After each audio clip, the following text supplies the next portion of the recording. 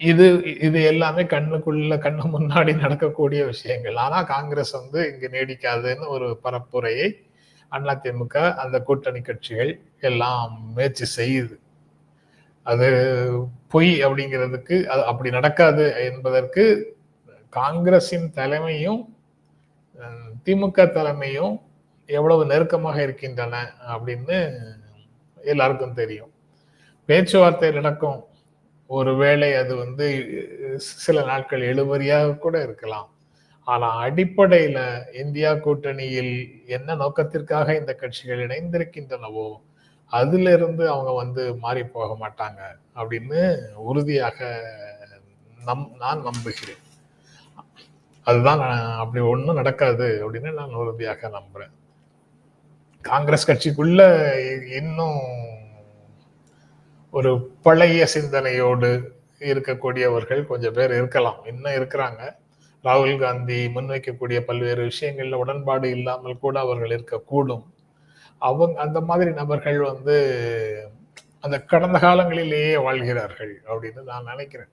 கடந்த காலங்களிலே வாழ்கிறார்கள். அடுத்து ஒவ்வொரு 10 ஆண்டும் அரசியல் களங்கள்ல இந்தியா முழுக்க என்னென்ன மாற்றங்கள் நடந்துட்டு இருக்குது அப்படிங்கிறத தொடர்ந்து அவதானிக்காமல் அவங்க ஒரு கடந்த கால ஒரு நிலைப்பாட்டிலேயே உறுதியாக இருக்கிற மாதிரி இருக்கிறாங்க. அதன் விளைவாக சில கருத்துக்களை பேசுகிறார்கள். ஆனா அது காங்கிரசின் அதிகாரப்பூர்வ தலைமையின் பேச்சாக என்றும் இருப்பது இல்லை. அதை நம்ம பல முறை பார்த்திருக்கிறோம். அதனால அதுக்கப்புறம் இடதுசாரிகள் வந்து திமுகவோடு எப்படி இருக்காங்க, அவங்களுக்கு தொழிலாளர்கள் தொடர்பாக, தொழிற்சங்கங்கள் தொடர்பாக பல்வேறு பிரச்சனைகள் இருக்கு. அதுல தமிழ்நாடு அரசோடு அவர்களுக்கு உடன்பாடு எட்ட முடியல. தமிழ்நாடு அரசு அவர் இந்த தொழிலாளர்களின் கோரிக்கையை நிறைவேற்றுவதில் தாமதமாகுது. அந்த மாதிரி சில பிரச்சனைகள் அவங்களுக்குள்ள இருக்கு. ஆனா அடிப்படையில் அந்த தொழிலாளர்களும் சரி, இடதுசாரி கட்சிகளும் சரி, எந்த நோக்கத்திற்காக திமுகவோடு தமிழ்நாடு அரசியல் களத்தில் சேர்ந்து நிற்கிறார்களோ அந்த அடிப்படை நோக்கம் நிறைவேறாமல் இந்த பிரச்சனைகளுக்காக உறவை துண்டித்துக் கொள்வார்கள் அப்படின்னு நம்புவதற்கு இடம் இல்லை.